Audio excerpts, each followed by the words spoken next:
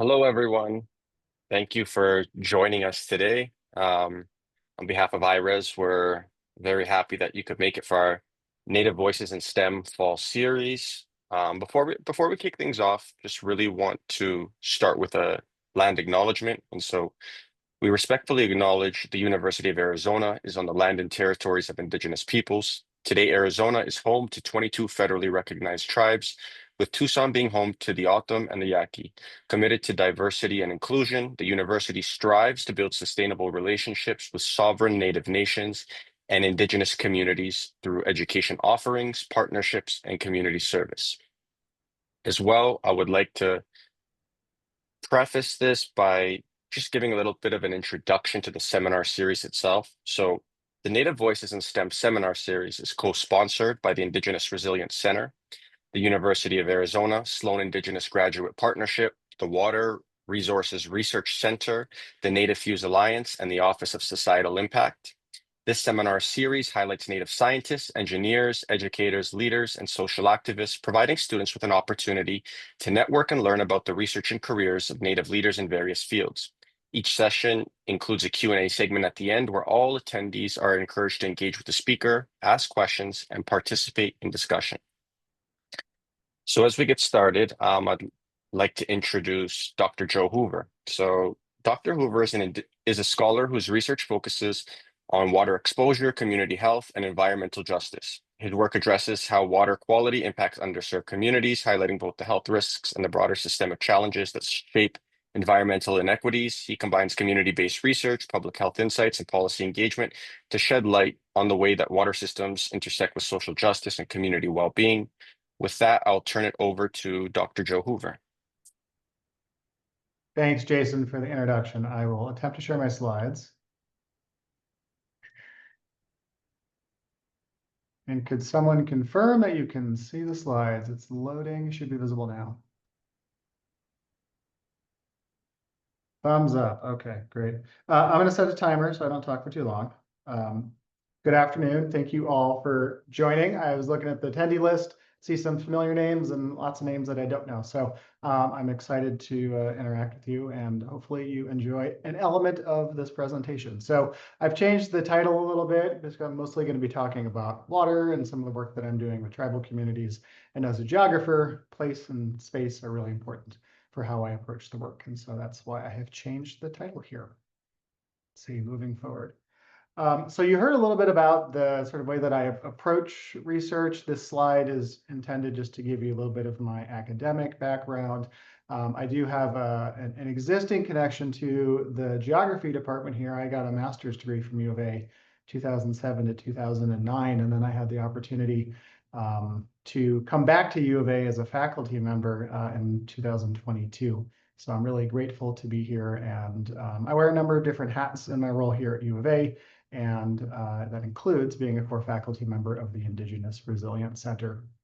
By way of my personal background, how I kind of got interested in doing this type of work in geography and environmental science in particular, it goes back to my undergraduate degree at Northwestern University when I was invited to join a chemistry faculty member to go out to a community on Navajo Nation to do some water sampling. And this was a connection that came about through the National Science Foundation, and someone was looking for somebody to do some water testing. And so that experience, as I was rising from my freshman to my sophomore year as an undergraduate student, was really quite formative, and in many ways set the trajectory for the types of work that I'm still doing today. And it's a privilege to do this work, and I recognize that, and I'm grateful for all of the partners and relationships that I've been able to develop along the way. So just wanted to start with that. Thank you.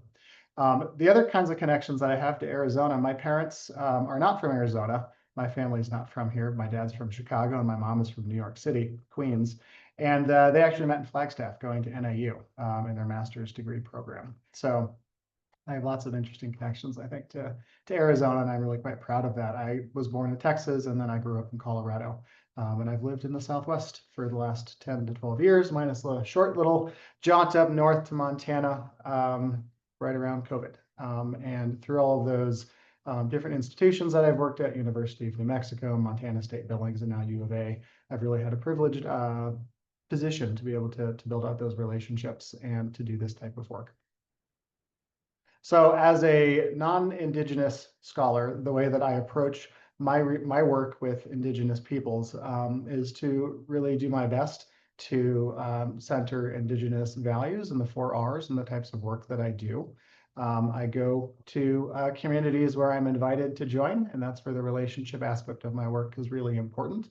That's how I got involved in this work to begin with, really as a postdoc at the University of New Mexico in the Community Environmental Health Program, really learning those fundamentals of community engaged work and acknowledgement and recognition of the respect and relationships that are really important to do this kind of work effectively, genuinely, and authentically. I also remind myself constantly to not only acknowledge, but to honor the unique cultures, traditions, language, and histories of the communities that I work with, and to recognize and tailor the types of work that I do to the specific needs of those communities. So principles of Indigenous data sovereignty, Indigenous worldviews, Indigenous methodologies all play a role in how I approach this kind of work. And that's the type of skill development and experience that I'm working with my students in my group here at U of A to really develop opportunities to refine those skills, to grow those skills, and to do meaningful community-driven research. The figure on the right-hand side of the slide here is from a project I actually won't talk about at all today, but I really do like the way that we presented the values in which we sort of center the work for this project in this diagram. And this is a collaborative project with the Albuquerque Area Indian Health Board, the Albuquerque Area Southwest Tribal Epidemiology Center, University of New Mexico, and some folks here at the University of Arizona.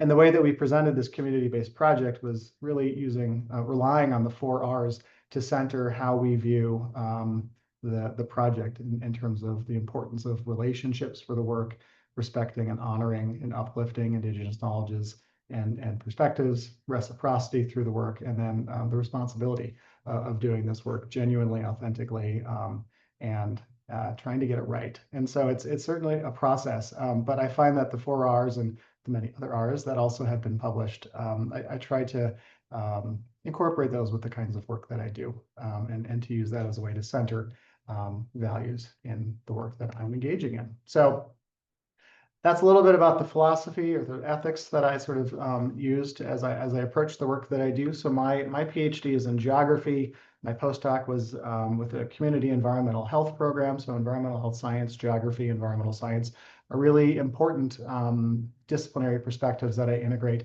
in the types of work that I do. And when I talk about my work publicly, a lot of times I will use a diagram like this to illustrate the relationship between the environment and the ways in which trace metals, principally like arsenic, uranium, other geogenics, can move through different environmental media and ultimately come into contact with people. And this is very much a Western science perspective, right? This is almost like an exposure diagram linking mine waste, because that's a lot of the motivation for the work that I do, with ways in which people can be exposed and then evaluating the health consequences of that. But around the edges, you'll also notice that I make mention of community engaged research practices, community engagement throughout the process. It's not something that I view as done at the end, but it's something that is done, started at the beginning and continued throughout. It incorporates community members with different perspectives and experiences as part of the research team. And so a lot of times when I talk about this work, I talk about the university-based research team and the community-based research team and other folks, because it really does take a lot of different perspectives to do this type of work genuinely and authentically in a way that provides the best opportunity for positive impact. And so it's multicultural, it's transdisciplinary, and I really like the transdisciplinary aspect of it, because I think that's what, for me, motivates my excitement and keeps this type of work exciting for me, because there's all sorts of tools and techniques and perspectives that are out there that really come together to answer a lot of these exposure health related questions in interesting ways. And so a lot of the work that I do is motivated by the presence of hard rock mines, abandoned or operational, principally abandoned, in and around Indigenous communities. And a lot of the past projects and some of the ongoing projects that I have going look at movement of trace metals into water, movement of trace metals into plants and livestock. We did a project where we were putting GPS collars on sheep and goats and cattle.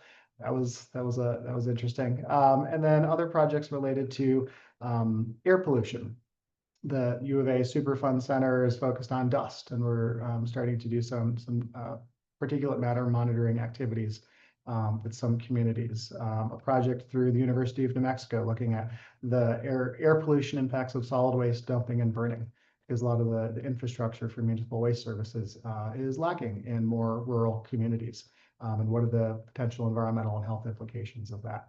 And so this diagram for my work, I think, serves as a nice platform for how to talk about some of the different projects that I have ongoing and that I've been privileged to be a part of in a variety of roles. So today, because the title had water in the topic, we will talk about some water projects. And the way that I'd like to approach that is first by giving just a little bit of background on the reason for looking at unregulated water sources in the United States, and with tribal and with indigenous peoples in particular, and then walking through a couple of projects that look at different scales of analysis using a lot of geospatial techniques, but also some geochemistry, environmental science, public health. And so a lot of this is, like I said, it's multidisciplinary, interdisciplinary, and it's fun. I like doing that kind of work. So excuse me. So the primary motivation for the types of water work that I do really relates back to this concept of household water security, the ability to access sufficient quantities of water at a sufficient quality for its intended purpose, be it drinking, domestic, irrigation, livestock watering.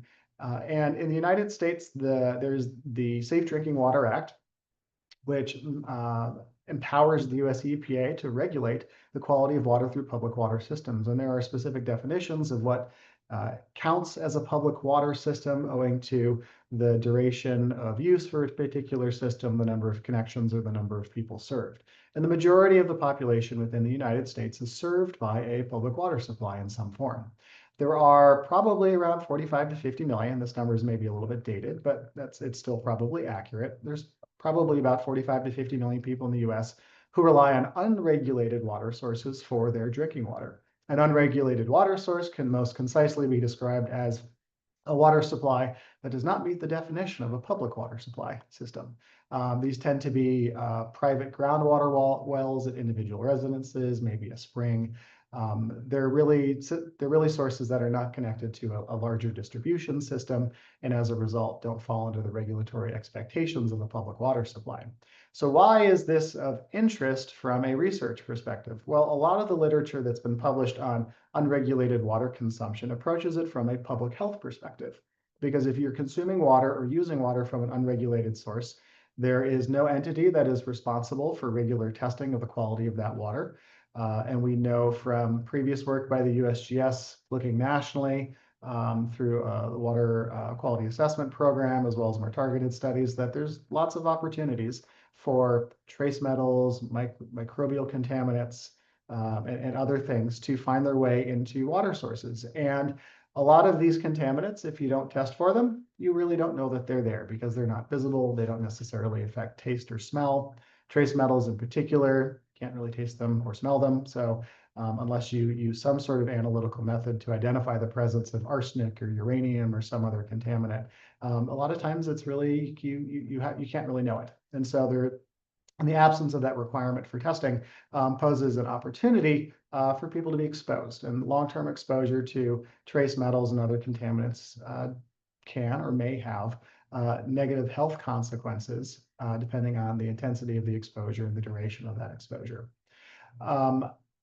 I think that this last bullet point here about limited awareness of groundwater contamination, I think that even though I've included it, I think that more of the literature is moving away from this point. Information deficit is not necessarily a reason to do something. More and more literature is reporting that people are aware that there is opportunity for groundwater contaminants to be present, but it's really more of a question of what do you do about it? What are the treatment options? How affordable are those treatment options? And there are also a whole class of emerging contaminants that are either not yet regulated or not tightly regulated that also pose risk. So there's a number of related reasons to be looking at the quality of unregulated water consumption. And in the work that I've been privileged to do with several tribal communities, access to public water supplies from the household level is also not a guarantee. There are several places that I have worked where as much as 20, 30, 40% of the households lack connection to a public water system, or the public water system is providing water that does not meet the regulatory requirements promulgated by the US EPA through the Safe Drinking Water Act. So in terms of research needs, we need to know where these wells, where these groundwater sources are located. Is it a well? Is it a spring? Is it something else? We want to know something about the quality of that water. We know that water quality is temporally variable. Some contaminants change more than others over time. Some can be acute occurrences, like microbial presence in water can show up unexpectedly. And having a single sample at one time point is not necessarily sufficient for characterizing risk or identifying the best treatment option that might be available to ensure a safe and secure water supply. We're also interested in not only knowing where these contaminants occur, but also why they occur. What are the mechanisms of release? How does the local geology and the geochemical conditions influence what we actually see and measure in water sources? And then I'm a GIS guy. I like maps, and so visualization and data also is a really important element of this as an alternative way for people to engage with this kind of information beyond spreadsheets and numbers and tables. So what I want to do is walk you through a couple of projects that build on those research questions and attempt to answer aspects of it. If you've heard me talk about this before, I acknowledge that. There are a couple of slides here that I think are really useful for just laying the foundation for the kinds of work that I'm doing now. And again, illustrate some of those broader points about access to available information and the importance of coordinated activities. And so a lot of my work in this area really originated from a request by the Navajo Nation Human Research Review Board chairwoman in probably 2013, 2014, somewhere around that time, asking various universities to pull the resources and combine information about water quality. Because at this time, and I started my postdoc in 2014 at UNM, so right around this time, there were a number of ongoing studies by Diné College, University of New Mexico, Northern Arizona University, federal, state agencies, as well as tribal entities that were measuring the quality of unregulated sources in different areas of Navajo Nation. And the Navajo Nation is large. It spans 4 states, and you can see it represented on this map here with the overall boundaries: Colorado, Utah, Arizona, and New Mexico. And the way that this map is arranged is each logo represents the approximate location of a particular study. And at this time, when all this was happening, a lot of these information were really just living on individual computers or staying with individual research entities.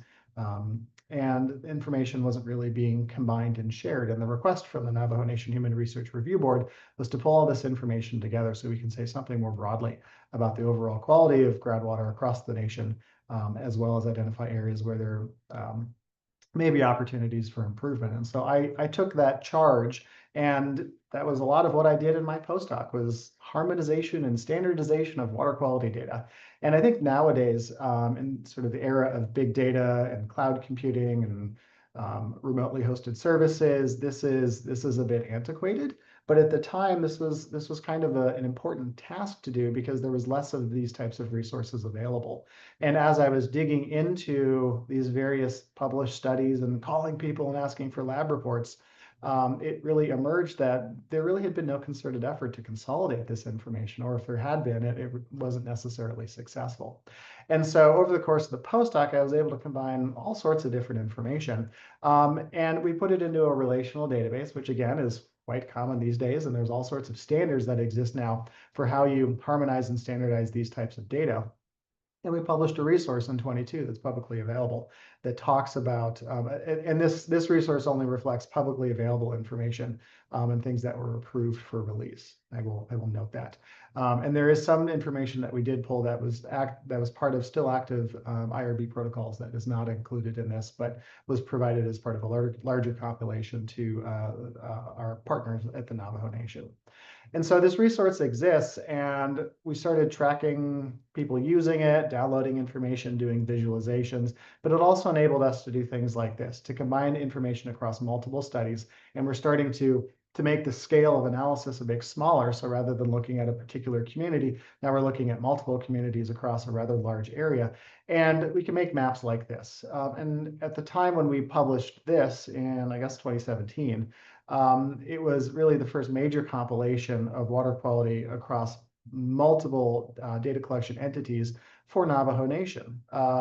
And we were able to report the exceedance of number of wells that exceeded the arsenic maximum contaminant level, the uranium maximum contaminant level, explore co-occurrence, look at mixtures of metals in these various water sources. And this was all using data that our partners at Navajo Nation had already seen, but it was combining it in a way that they hadn't had either the capacity to do or just hadn't had an opportunity to yet do. And making that resource available allowed identification of different questions and really targeting particular areas for future water development, for example, or identifying areas where treatment might be more applicable if there's new development of resources. So this was really about a resource development, and sort of where it led was a number of different pathways, and these are just screenshots of various things that have come out sort of related to this, some directly and some a little bit tangentially. But it informed a lot of future activities that I had the privilege of being a part of. And that sort of also links with how I ended up back at U of A. So during the early moments of the pandemic, Dr. Carletta Chief was approached and asked to lead an effort to look at potential relationships between COVID incidents and access to safe and reliable drinking water. And one of the things that we wanted to include in that analysis was groundwater quality data. And that's sort of how I reconnected with Dr. Chief through Janie Ingram and some folks at UNM. And through those relationships, I suspect, is part of the reason that I ended up coming back to U of A in terms of how we approached this project, and again, just those relationships. And so we published a couple of smaller things just talking about how we approached this process and the types of resources that were available. And this resource let's see here, this resource here, which is available through the Environmental Data Initiative. It's online and it's still being maintained and updated by folks. And so if you're interested in these data, excuse me, it is available and accessible to you. A couple of the other things that we did with this resource is we built out an internet GIS tool that we named the Navajo Nation Water GIS. And Daniel Bean, who was a PhD student at the time, created this data product and the visualization, and it's since been refined numerous times. And we're working on a publication talking about that process and the importance of designing for a particular audience. Because when you design an online resource for everybody, that means you've designed it for nobody, and it makes it somewhat difficult to use. But this is an attempt to leverage internet-based tools as a way to provide and increase access to data, including data visualization techniques, an interactive map. You can search by name, you can search by chapter, you can search by agency. And the screenshot over here on the left is a Google Analytics snapshot. It's a little bit dated at this point, but I think the trend has continued in which what we see is lots of dots outside of our area of the country, and a lot of these correspond to academic institutions, excuse me, who are accessing this resource and using these data for student projects and other things, and fewer dots located within the Navajo Nation. And so we thought that this was interesting, but also not exactly what we had in mind. So we worked with some undergraduate interns through our program. They were from Bunker Hill Community College in Boston, Massachusetts, and they designed a mobile application. And I think that this was for Android, and we're working on an iPhone version of it, or an iOS version of it. But the idea was to try and develop an app that people could put on their phone and go to areas where you don't have internet connectivity, or you don't require a laptop or something like that to look at this, and to provide a slimmed down version of the information that's maybe a little bit more actionable. This is still in the testing and design phase. We have a working example, but we haven't actually rolled it out yet, but it's something that we've been exploring. So I think that in total, yeah. So all in all, this sort of sets the foundation for some future work that I now kind of want to transition to, because this is stuff that's really happened in the past, and it sort of sets the stage. And the landscape has changed a little bit, in part because during the COVID-19 pandemic, Indian Health Service, other federal, tribal, and state entities got together through the Navajo Nation Water Access Coordination Group and actually used these kinds of data and lots of other information to make some choices about infrastructure development in ways to provide increased access to safe and reliable drinking water to residents of Navajo Nation who didn't have access before the pandemic, which was a long-standing challenge. And so I think it's very interesting sometimes how these types of data products evolve to meet the needs of the time in very much unanticipated ways. So this work represents lots of contributions from a large group of people, and I'm not listing names here, but I just want to highlight that a lot of this was work supported by NIH Center of Excellence Award from to the University of New Mexico and others that I had the privilege of co-leading. So a lot of this work historically really had focused on Navajo Nation, in part because the connections that led to why we were doing this work was motivated by partnerships and relationships with different Navajo communities through a related study. After coming to U of A and sort of recognizing that there are lots of other places and spaces in which this similar kind of work could be done, we started thinking about this work at sort of a different scale. And so I had a master's student who is Aaron Nuanez, who's graduated. He's moved to Denver. He's gainfully employed in the environmental science field, so we're very happy for him. And he, for his master's thesis, took on a project to predict concentrations of groundwater arsenic in locations across the Colorado Plateau. And so if we think about this in terms of scale, Navajo Nation, it's more or less within the boundaries of the Colorado Plateau, which is a geologic area in the southwest US that's distinct from some of the areas around it, Basin and Range in particular. And it has a distinct geologic history. And it's a rather large area. And there are several national data products that have taken a similar approach in looking at using machine learning methods, statistical methods, spatial prediction models as ways to estimate the occurrence of arsenic and other contaminants in groundwater.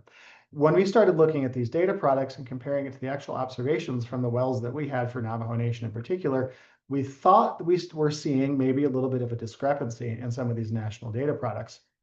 And as we dig into the literature, what we recognize is that the scale of analysis is really important, and the location and distribution of information for how these types of models work influences the way that models predict in particular geographies and particular locations.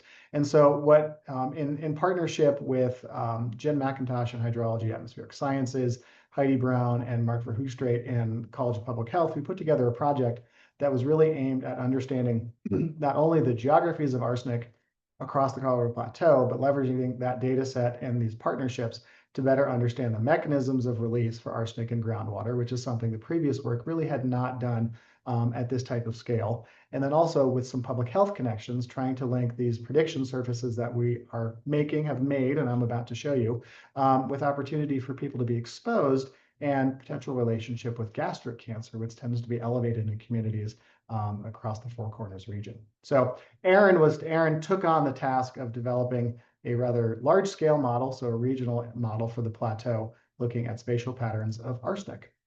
If you are not familiar with the Colorado Plateau, here's a map and here's some pictures picked off the internet just to try and show some of the differences in topography.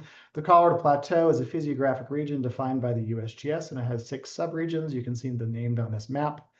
Each region has its own sort of geologic history that's distinct from the other regions in the area, has different topography, different climatology, different climate, and there's a diversity of populations and communities that live across this area.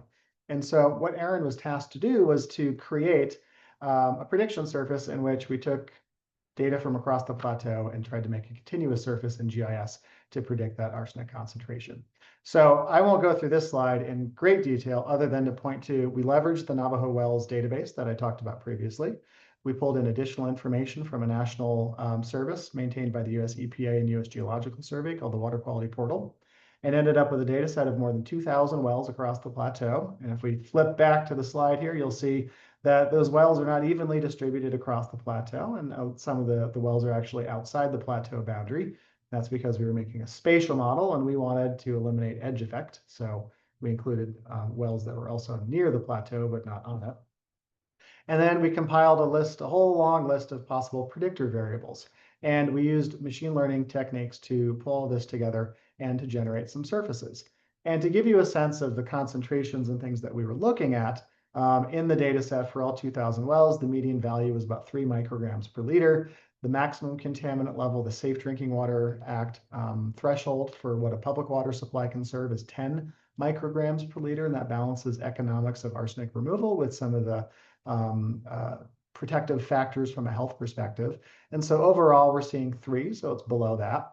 But there's a little bit of diversity in the different areas, which we think reflects some of the different geologic histories of the location. There's volcanism in certain areas of the plateau. There's deposits in other areas that may influence this. And when you look at the statistics, kind of looks like it does look like the concentration in the Grand Canyon area is a little bit higher than maybe some of the arsenic concentrations in other areas of the plateau. So when we look at this, we go, okay, we've got some justification for doing a spatial model because we are seeing differences in the geography. And so Aaron tried out a couple of different machine learning techniques, used the high performance computing cluster here at U of A, lots of R scripts, lots of time sifting through data and plots and things. And what we ended up with was maps like this that represent visually the output of this process. The next 2 slides look very similar. So I'll explain the layout of these maps here, but what I want to start with is just on the right-hand side, this table. And these are some of the metrics that we can use to evaluate the effectiveness and appropriateness of these models. Aaron made 2 sets of models. The maps represent probability of exceeding a threshold rather than predicting a specific concentration. We wanted to know the likelihood of exceeding a threshold. So we did half of the MCL at 5 micrograms per liter, and then the probability of exceeding the MCL at 10 micrograms per liter.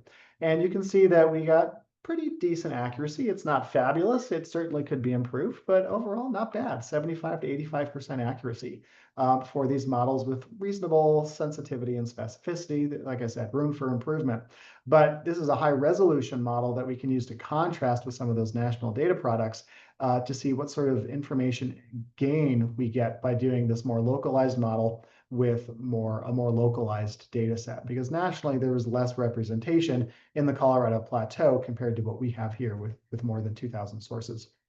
The map on the left shows you the boundary of the plateau with the 6 different physiographic subunits, and the colors correspond to the probability of exceeding the 5 micrograms per liter threshold. So anything that's really like yellow, orange, red has a much higher probability of exceeding that threshold relative to the lower portions of that of the blues and greens.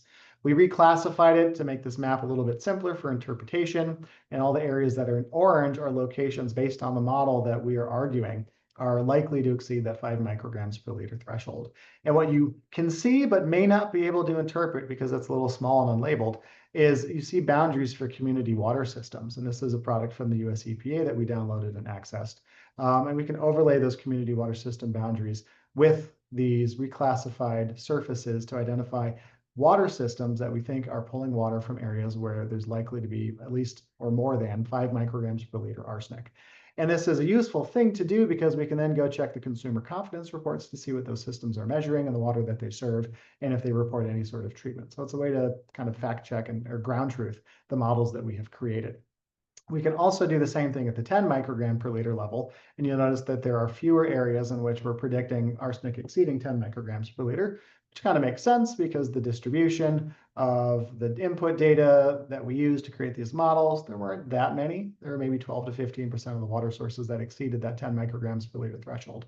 But what it really does is it enables us to identify particular areas in which we think there's opportunity for exposure. The next step for this is then to overlay a population raster, a gridded population surface, and identify estimates of population that we think are also living in areas where these reclassified surfaces exist. Because if people are getting water from a community water system, there's probably supposed to be some treatment going on, and we can check that to see how that's going. But if people are using unregulated sources, they may or may not be testing for arsenic, and they may or may not be treating for it. And so it's a way to identify particular sublocations within the plateau where there might be some opportunity for follow-up conversations from public health officials around arsenic exposure and if there are any health consequences or outcomes that are being seen in their communities. So when you overlay these surfaces with community water system boundaries, we can, at least right now, estimate that we're thinking that there are between 250,000 and about 350,000 people across the plateau who are living in areas where water may be sourced from locations that are providing water at concentrations exceeding either 5 or 10 micrograms per liter. And so the other thing that we really liked about the machine learning models is it also enabled us to try and tease out some potential relationships between various predictor variables in the outcome that we were modeling. So I pulled out two just to briefly talk about them here. This is from a random forest model. It's called a partial dependence plot. And what it's attempting to illustrate is how, as the variable on the x-axis, so concentration of iron in micrograms per liter, or how pH changes, how does that affect the probability of exceeding either, in this case, I think it's the 5 microgram per liter threshold. And so what we see is as iron increases, the probability of exceeding the arsenic threshold increases. And then as pH goes from more or less neutral to be either more basic or more acidic, we also see a change in the probability of exceeding that threshold. And when I talk to my colleagues who understand geochemistry far more than I do, these types of relationships make sense because iron scavenges arsenic, and as you change the pH, the adherence of arsenic to those iron particles, the binding of it, it can change it and it can release it back into solution in water. And we can map out, because these are spatial variables, we can map out sort of where we're seeing these high concentrations of arsenic or changes in high pH or low pH. And so it gives us some suggestion as to what might be going on mechanistically, though it's not actual mechanistic model, because at this scale, size of the Colorado Plateau, it's really hard to find a comprehensive data set that has all the necessary variables to actually do geochemical modeling. And that's where the scales of analysis is really important to think about, because we can go from community level to a regional level to a much more hyperlocal level, and we can ask different kinds of questions at each one of those scales. And the type of question that Aaron was asking with his research really focused on the geographies of what we're seeing, and not so much as to why we're seeing it, but the beauty of the partnership with Jen and Heidi and Mark is the opportunity to explore a little bit more about why we might be observing what we're observing, and using a more localized study to try and tease out some of those mechanisms. So this is a project that in part was supported by a National Science Foundation grant through a mechanism that was intended to integrate geosciences with public health oriented questions. And it's exciting for us that we were a recipient of one of these supplemental awards to a grant that Jen already had through the geosciences. And so this work remains ongoing. And the geosciences aspect of it and the public health questions are now starting to ramp up now that we have pretty decent raster services as a way to inform some of those discussions. So that's arsenic. And what I want to transition now to for the last part of the presentation is a story about uranium. And this is work that involves a number of students in my group and aligned groups. But this is really a story that has a project that has developed under the leadership of my PhD student, Anu Sethuraman, who's in the environmental science department here, and I have the privilege of advising. And so these are slides that she has created that I am attempting to deliver on her behalf. And it's really a large team, including folks at Southwest Research Information Center and some community partners who've really been instrumental in making this project successful. And this is through funding provided by the USGS and the Southwest CASC here at U of A. So we're really grateful for the opportunity to do this work. So this is a story about trying to tease out where uranium comes from, and it is motivated by community-specific questions from some residents from communities in the Puerco Valley, which is located in the sort of the border area of Navajo Nation. There's a couple of things to point out on this map. Again, we have a map showing Navajo Nation in the states of Colorado, Utah, Arizona, New Mexico. The red dots on the map represent abandoned uranium mines. Navajo Nation has a long history of uranium mining, and lots of studies and concerns have emerged from the legacy effects of those uranium mines.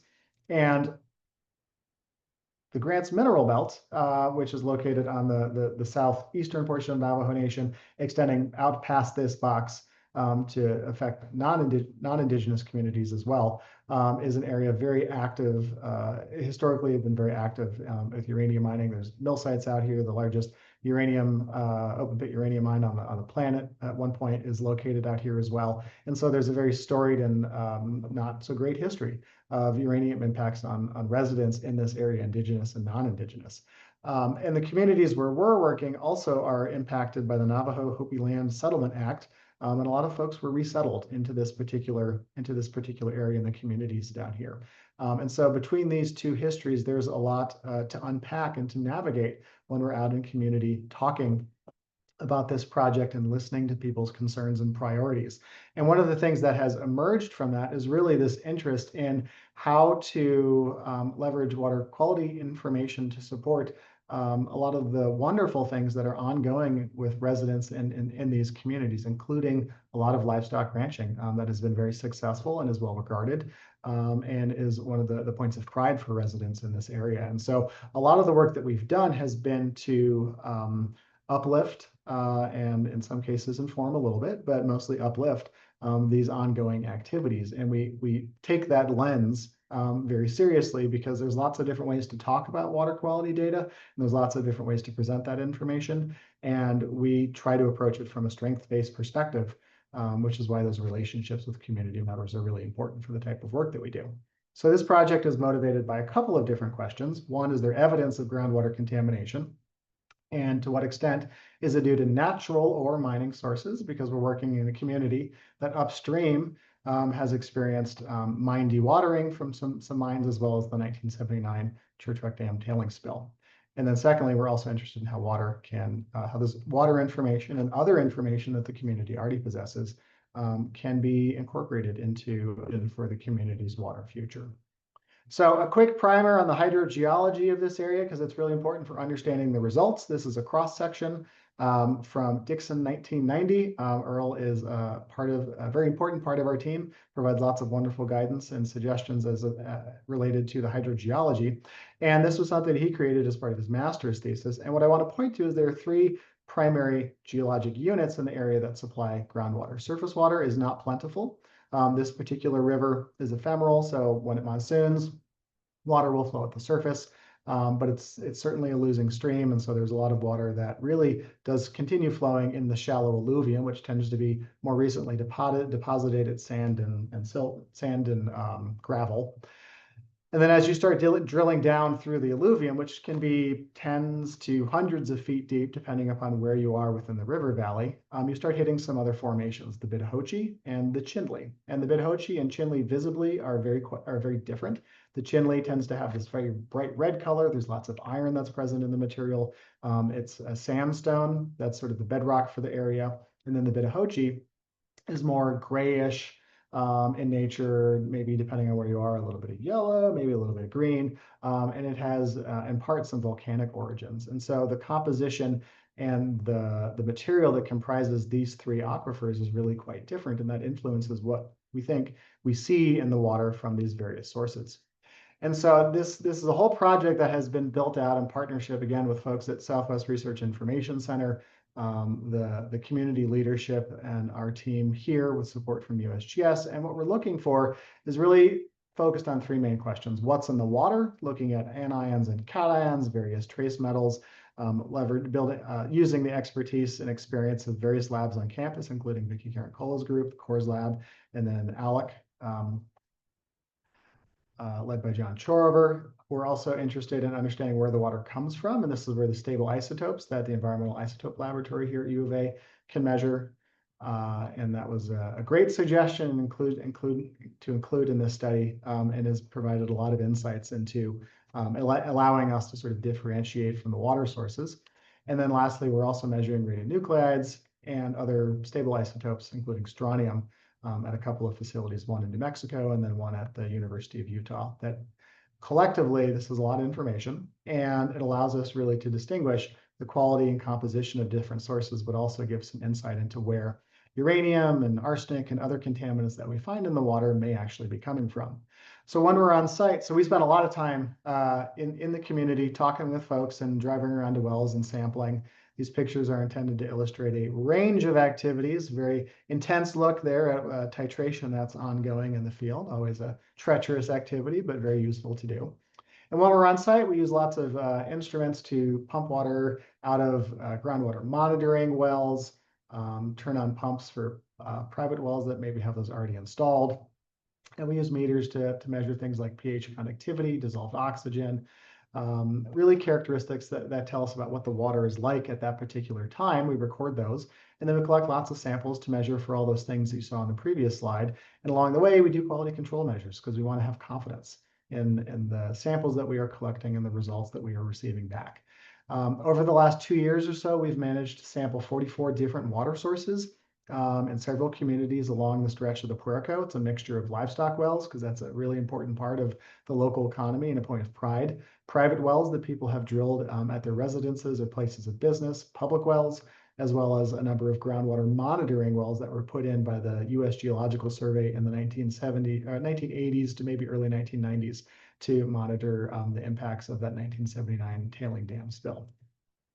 One of the other things that we're doing, and this is work that an undergraduate student, Elena, is doing with our group, is to dig into the historical data that exists for this particular watershed and the Little Colorado River Basin and Colorado Basin more broadly, and looking at any available historical reports that may have useful information as well. And while you can download a lot of this information from the National Water Information System, there are also lots and lots of reports that exist as image files in PDF form.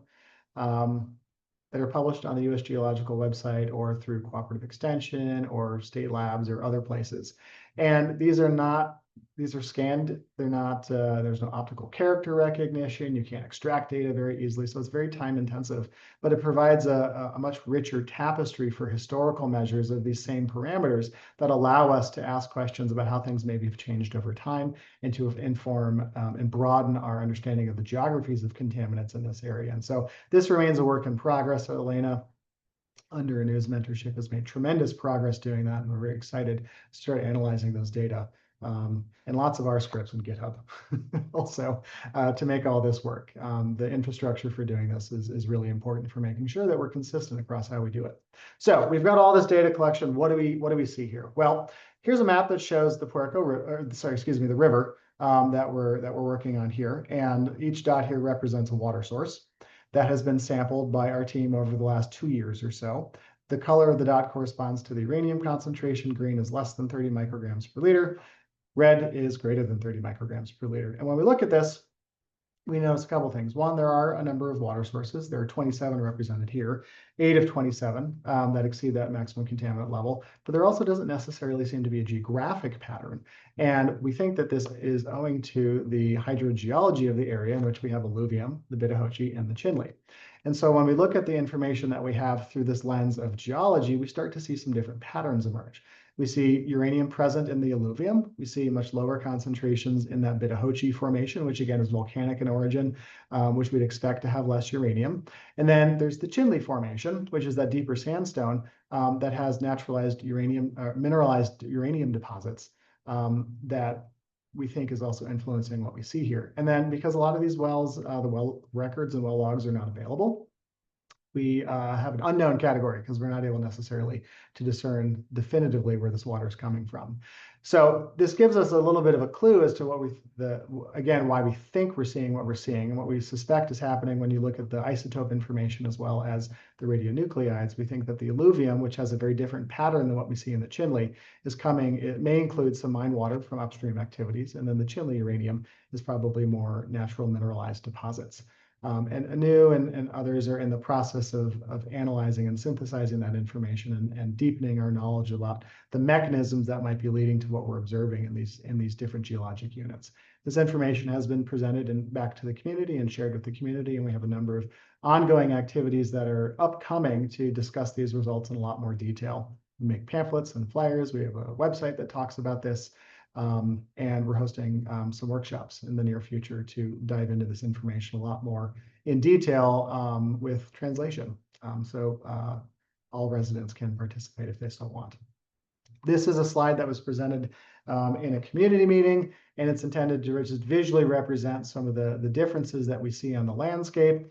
This bright red formation is rock that's part of the Chinle group, and this tends to be deeper groundwater, much further down, hundreds of feet in this particular area, and we're arguing that that is natural uranium based on radionuclide ratios, data I didn't present here, but it presents very differently than water that is drawn out of the more shallow alluvium that has a much different signature. And we think that there is uranium uranium from upstream mining that is present in some of these shallow alluvial wells. And that spurred a lot of conversations. So as we move forward with the project, we're holding more workshops, looking for additional ways to engage with the community to hear concerns, but also have discussions and dialogue about the findings of this project and ways to use this information. We have a water education program that our team is currently preparing for in a couple weeks in October. And then we are planning to have some listening sessions in the spring to talk about different aspects of the community's vision for water. And ways to turn these data into recommendations that support the community vision for economic development and water accessibility in the area. So lots of folks to thank for this particular project, just like some of the other ones. But what I'd like to conclude with is just thanking the members of my group who have done a lot of this work, and our many, many collaborators that have contributed to this. See some pictures here, including evidence that the monsoon happened in northern Arizona this year. You can see the rain in the background. And I'm really grateful for the opportunity to share some of our work with you today and to present on behalf of a large group of individuals doing this type of work. So thank you for your attention. I think this is my last slide. Yep.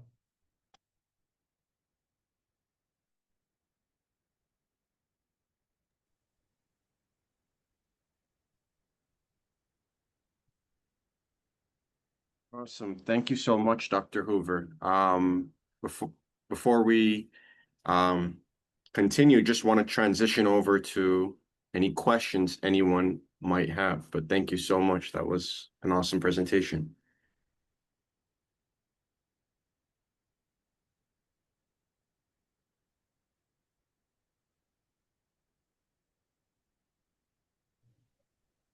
Yes, please, I have a question. Please go ahead. Okay, thank you so much, Doug. Thank you for this great presentation. First of all, my name is Abdul, and I'm a graduate student in the Community and Regional Planning at the University of New Mexico.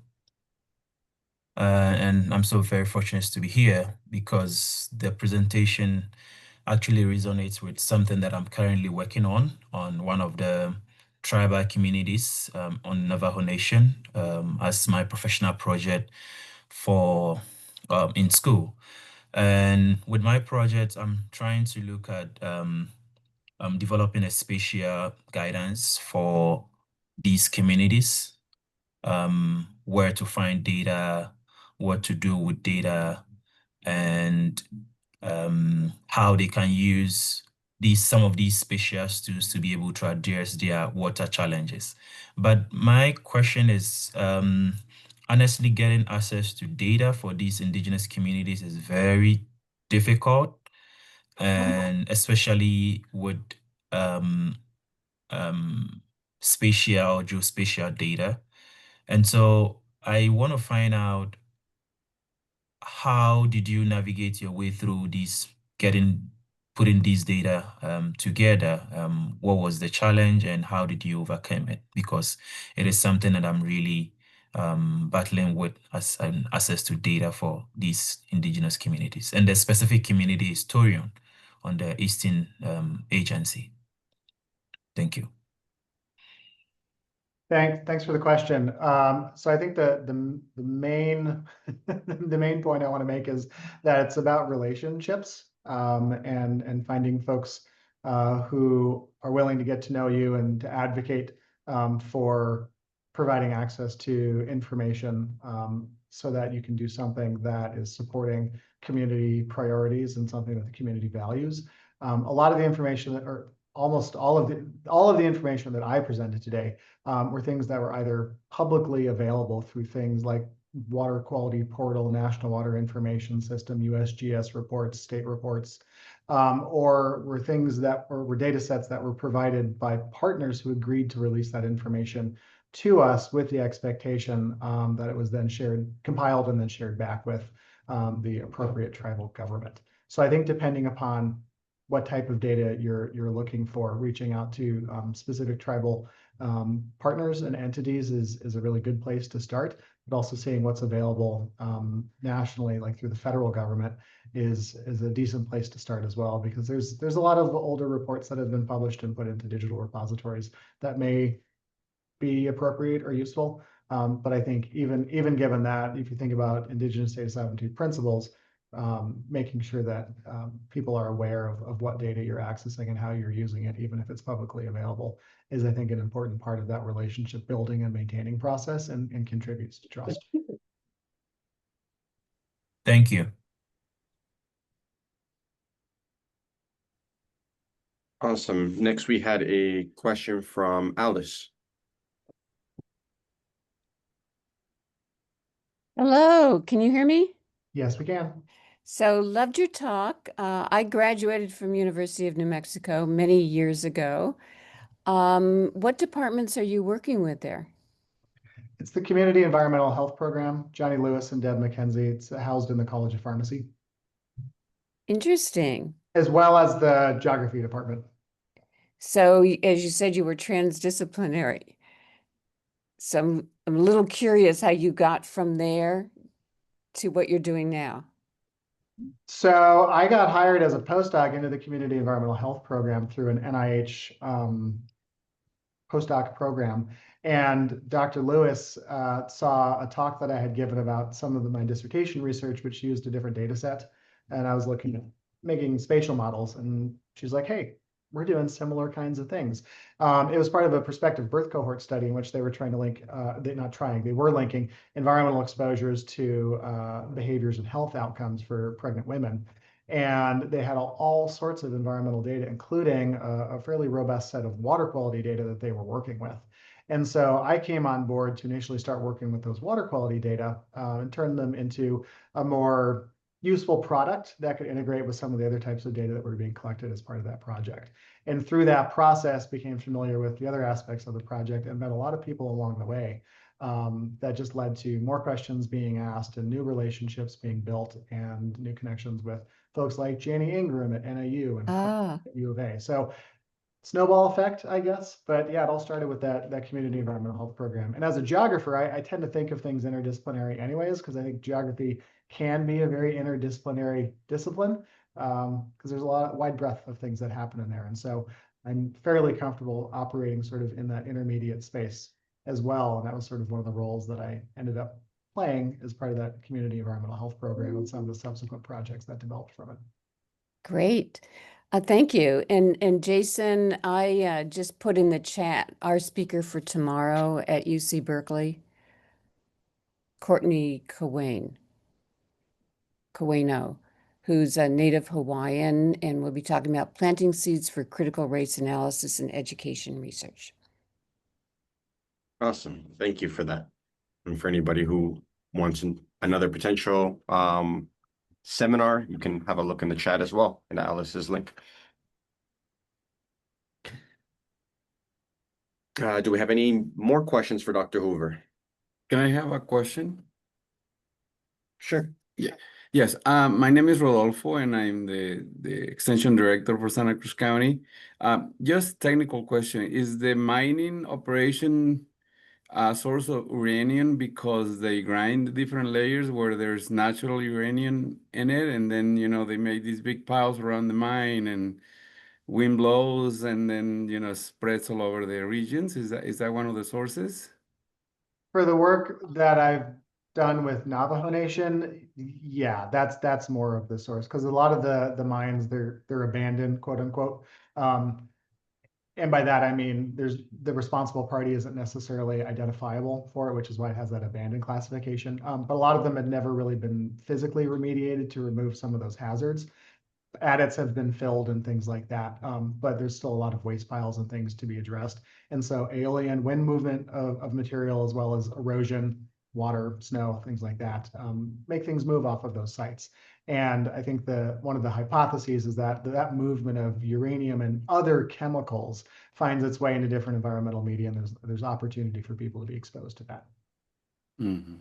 Also, are you doing work somewhere in southern Arizona, like along the I-19 corridor where we have a lot of mines and you see, these huge dig-ins and is there anyone doing some sort of an assessment of this type of pollution? I am not doing that work, but some of my colleagues through the U of A Superfund Research Center have done that type of work historically. And I know that there's a couple of folks in the College of Public Health now who are involved in projects down in the southern part of Arizona related to mines. We could connect afterwards if you're interested. I could provide some names. Yes. Thank you so much. I appreciate your knowledge and presentation. It was amazing. Thank you. Thank you for the question. Thank you. Alice, did we have another question? Well, I have a comment. As a child, I spent some time in Portales, New Mexico, which is kind of in the middle of the state, 50 miles from the Texas border. But I remember when the mines were operating, that yellow cake was on the trains that traveled through New Mexico and near our town. And it just fell off the train in those days. And so a lot of yellow cake was all over the train tracks in those days. And I don't know if there's any of that pollution left today or not. I do not know the answer to that. I know that there are other folks that have worked on downwinder issues in New Mexico, and I don't know if that specifically includes that concern that you articulated, but I think it may. And so I know that the legacy issues of not only the mining, but the milling and the transport and the testing of like that remains a challenge and having long-term impacts on health and communities. Thank you. Thank you, Dr. Hoover. And before we go back to Abdul, just a couple quick questions in the chat. So there seems to be some interest in the data and sources, and participants would like to know, are there any links that can be shared for the data and the sources that you discussed within your presentation? Yeah, so the data in the presentation is really sourced from publicly available information already. And so the water quality portal is a product that is publicly accessible in which you can input various parameters and download a lot of information. The National Water Information System is a little bit broader. It also has water quality data, but also has water quantity data, flow, and well records and things like that. And both of those are maintained in part by USGS as well as US EPA. And those are both publicly available. And then the data set that I presented at the very beginning of the presentation for the Navajo Nation Water GIS, that a portion of that data set is also publicly available through the Environmental Data Initiative, which I believe is housed at the University of New Mexico. And the URL for accessing that data set is in the presentation, and we can send that out afterwards as well. Amazing, thank you. And Abdul,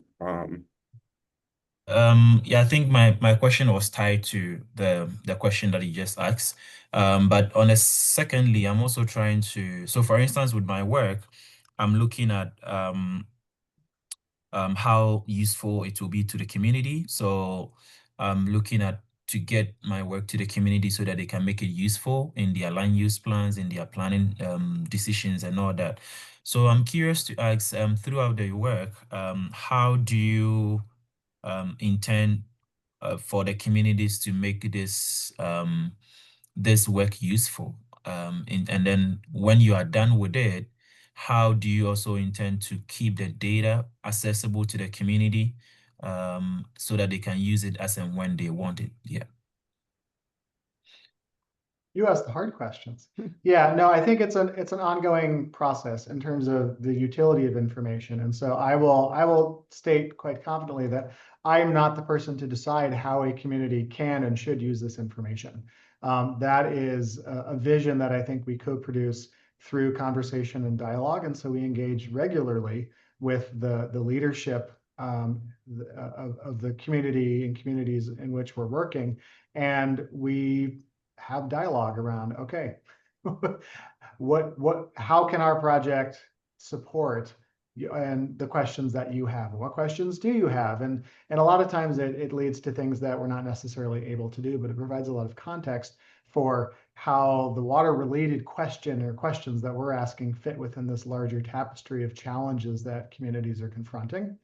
And I think that by engaging in this dialogue and building literacy around what these data are and what they represent, the community and the community leadership will find ways in which these information can be used to support their other initiatives. And that's the whole point of the workshop that we're doing here in a couple weeks.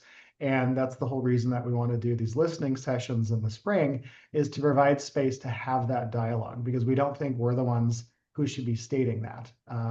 The community invited us to do this work, and we've done our best to keep them up to date on sort of the findings and when we're going to be up there, and to try and maintain those relationships. But I think it's really upon the leadership to decide how to use some of this information, and it's incumbent upon us to find ways to present that information in a way that is digestible and applicable to the challenges that the community is confronting.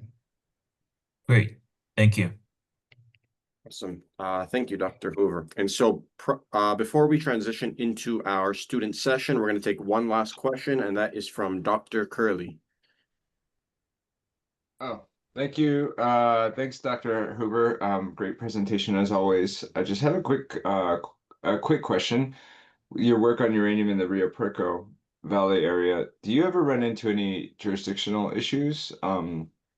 I might have asked you this before, sorry if this is redundant, but like if you're dealing with between the tribe and the state, right on the border of the tribal reservation, does that ever have any bearing, or is that just not a factor in your research? I mean, does that not impact your research, I mean? Oh, it definitely impacts the research.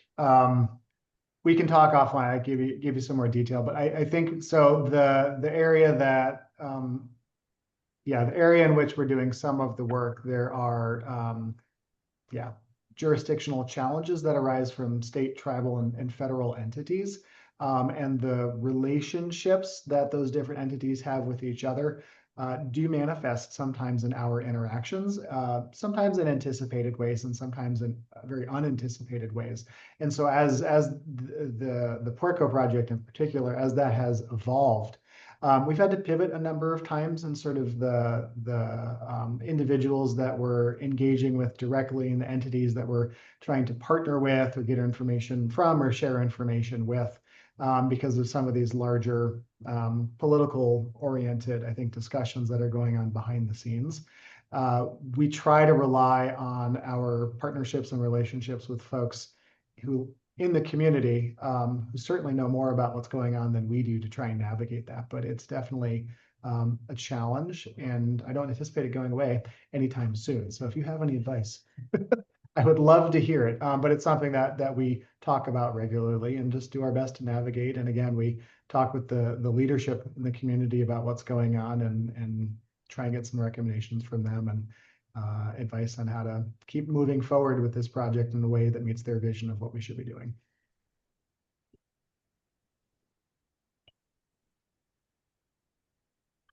Thank you so much. And so again, I just want to take the time to thank Dr. Hoover for sharing his amazing work with us today.